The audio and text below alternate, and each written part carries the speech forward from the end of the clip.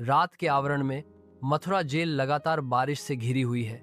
इसकी भारी बारिश सब कुछ अस्पष्ट कर रही है।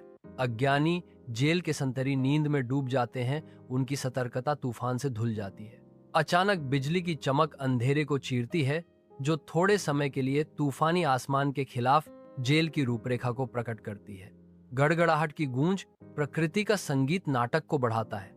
मथुरा जेल की ठंडी दीवारों के भीतर मंद रोशनी वासुदेव और देवकी के चेहरों पर अंकित निराशा को उजागर करती है। देवकी नवजात कृष्ण को गोद में लिए हुए है।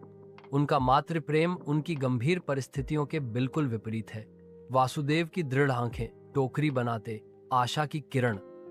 वासुदेव अत्यंत सावधानी से शिशु कृष्ण को बुने हुए टोकरे में रखते हैं। कृष्णा को पालने वाली टोकरी मथुरा जेल के विनाशकारी निराशा के बीच नाजुक उम्मीद का प्रतीक बन जाती है। वासुदेव बेटे को बचाने टोकरी लेकर निकला। रात के आवरण में वासुदेव प्रकट होता है। जेल की छाया से उभरता हुआ एक अकेला व्यक्ति, उसके हाथ में एक टोकरी कसकर पकड़ी हुई। यमुना नदी उमड़ती है। इसका पानी फूला हुआ और अशांत है, जो अराजकता के नृत्य में मंद चांदनी को दर्शाता है। वह सावधानी से नदी के किनारे पर कदम रखता है। नदी का निरंतर प्रवाह आगे की यात्रा की अनिश्चितता को दर्शाता है। वासुदेव उग्र नदी की ओर बढ़ता है। रात के आवरण में वासुदेव यमुना नदी के पास पहुंचता है। उसका आकार अंधेरे के खिलाफ एक सिलहूट है। हर कदम पर वासुदेव के साथ नदी प्रतिक्रिया करती हुई प्रतीत होती है, श्रद्धा में विभाजित होती है। एक मार्ग यमुना से निकलता है, जो वासुदेव को आगे बढ़ाता है, जैसे कि दिव्य आदेश से।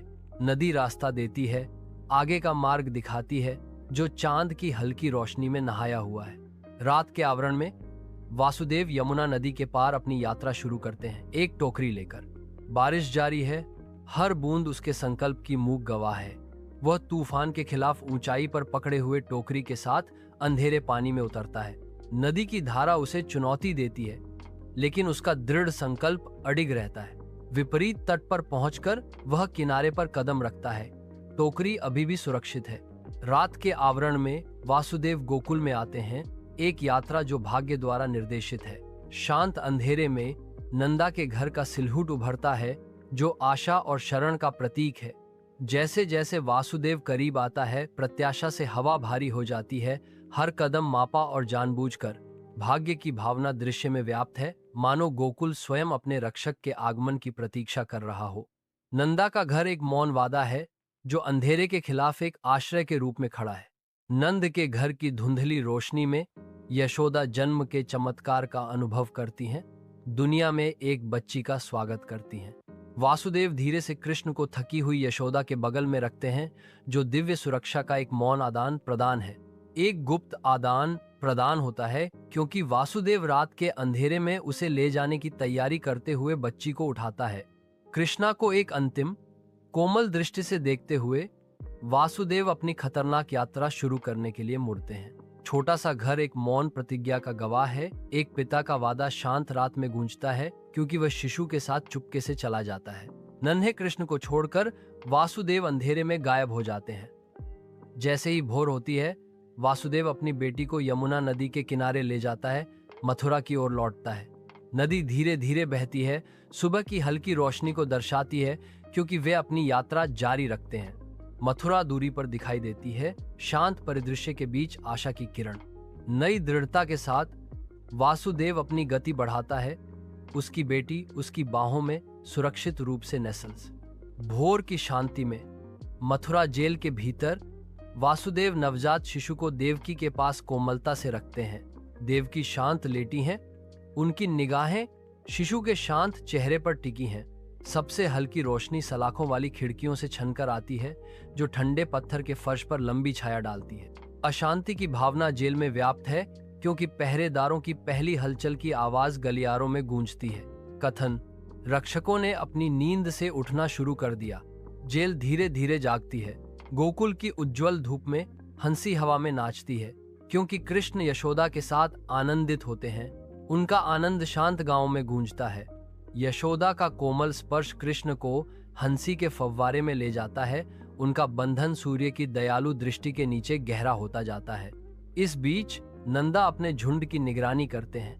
यह सुनिश्चित करते हुए कि हर गाय को भोजन मिले और वह संतुष्ट रहे। उनकी भलाई गोकुल की समृद्धि को दर्शाती है। गायें शांति से चरती हैं, उनकी संतुष्टि नंद की चौकस निगाह के तहत गोकुल को घेरे हुए शांत सद्भाव को दर्शाती है। सूर्य की सुनहरी रोशनी गोकुल को गर्मी से नहलाती है। हरी भरी हरियाली और इसके निवासियों के सरल आनंदमय अस्तित्व पर जोर देती है। इस शांत स्वर्ग में कृष्ण की हंसी गायों की कोमल आवाज के साथ मिलकर शांति और संतोष की एक सिम्फनी बनाती है।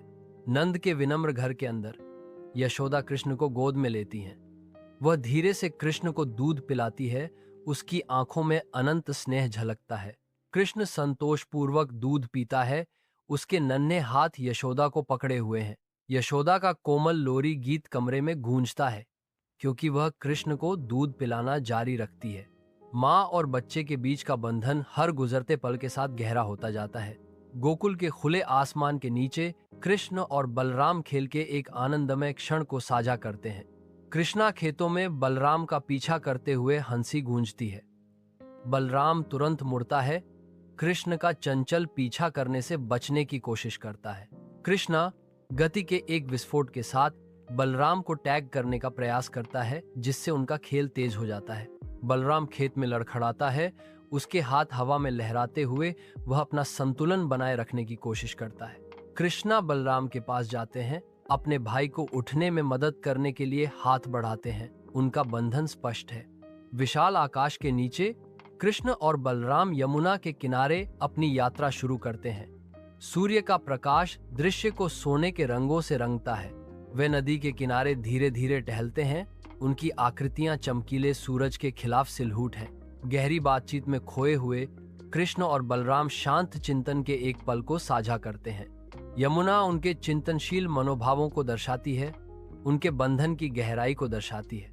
जैसे जैसे दिन ढलता है, कृष्ण और बलराम अपनी यात्रा जारी रखते हैं, नदी एक निरंतर साथी। गोकुल में कृष्ण सुंदरता से रास लीला शुरू करते हैं। उनकी उपस्थिति दिव्य आनंद बिखेरती है।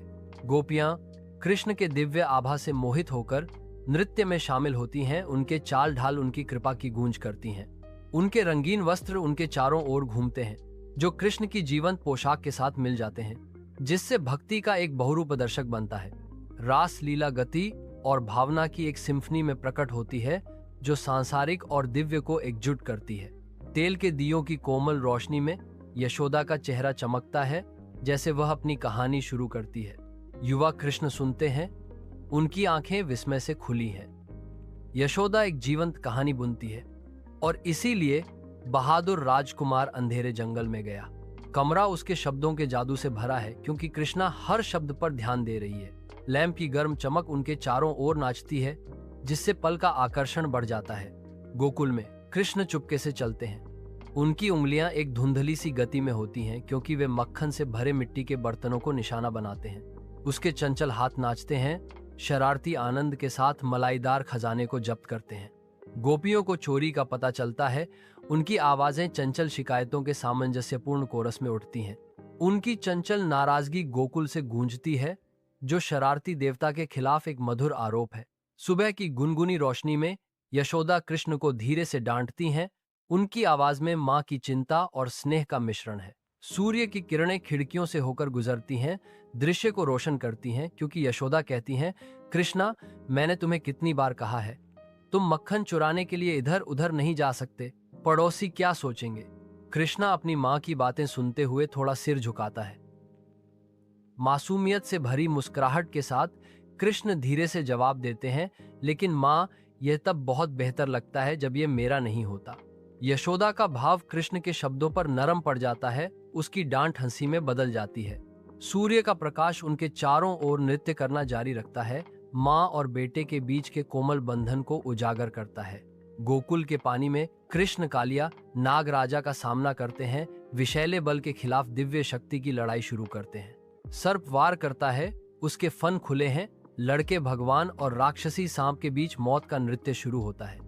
संघर्ष के बीच कृष्ण कालिया के कई सिरों पर कूदते हैं, अपना दिव्य नृत्य शुरू करते हैं। कृष्णा की प्रत्येक ठोकर कालिया को और दबा देती है। दैवीय हमले के तहत सर्प की शक्ति क्षीण हो रही है। कालिया कमजोर और पराजित। कृष्ण के सामने आत्मसमर्पण करता है। जहरीले क्रोध को विनम्र हार से बदल दिया जाता है। कृष्णा विजयी खड़े हैं। शांत कालिया अब बुराई पर दिव्य विजय का प्रतीक है।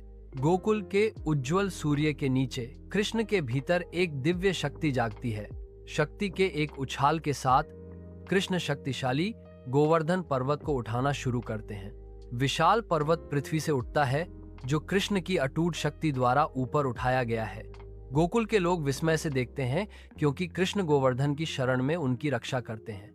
गोकुल की भूमि में संघर्ष का एक युग शुरू होता है। कंस द्वारा भेजे गए राक्षस शांति के लिए खतरा हैं। अराजकता के बीच कृष्ण उठते हैं, आशा की किरण। कृष्ण राक्षसों का सामना करते हैं, उनका दृढ़ संकल्प अडिग है। राक्षस गिरते हैं, कृष्ण की दिव्य शक्ति से पराजित। मथुरा के अखाड़े में कृष्ण अपनी अंतिम मुठभेड़ की तैयारी करते हैं। टकराव शुरू होता है। कृष्ण कूदते हैं, दिव्य क्रोध का बवंडर। कंस गिरता है, उसके आतंक का शासन नायक की शक्ति से टूट जाता है। भीड़ जोरदार तालियों से गूंज उठी, जीत का जश्न मना रही है। मथुरा जेल की ठंडी पत्थर की दीवारों के भीतर कृष्ण भाग्य को चुनौती देने की तैयारी करते हुए छायाएं अशुभ रूप से नृत्य करती हैं। उनकी दिव्य शक्ति बढ़ती है, अदृश्य फिर भी स्पष्ट।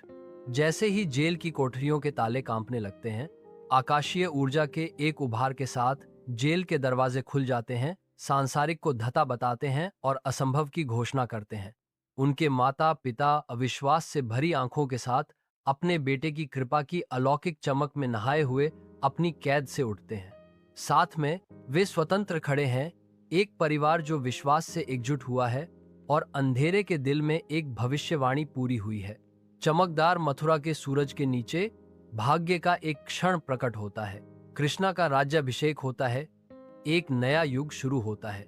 मथुरा शहर खुशी मनाता है, क्योंकि कृष्ण सिंहासन पर चढ़ते हैं। कृष्णा प्रशंसक भीड़ को स्वीकार करते हैं, उनका शासन शुरू होता है। कृष्ण गोकुल वापस लौटते हैं, उनकी वापसी से हवा में उत्सुकता छा जाती है। वह नंद और यशोदा के पास जाता है, प्रकाश उनकी आंखों में आशा को पकड़ता है। नंद और यशोदा इंतजार कर रहे हैं। यशोदा इंतजार में खड़ी हैं, उनके चेहरे पर खुशी और अविश्वास का मिश्रण है। पुनर्मिलन शुरू होता है। विशाल आकाश के नीचे कृष्ण यमुना के तट पर शांत भाव से मुस्कुराते हैं, जो शुद्ध आनंद बिखेरते हैं। नदी सुनहरी धूप को दर्शाती है, जो हवा में भरी खुशी को दर्शाती है। प्रसन्न चेहरे कृष्ण की ओर मुड़ते हैं, उनकी आंखें वह शांति दर्शाती हैं जो वह लाते हैं। यह दृश्य प्रकाश, खुशी और गहन शांति की भावना से ओतप्रोत है।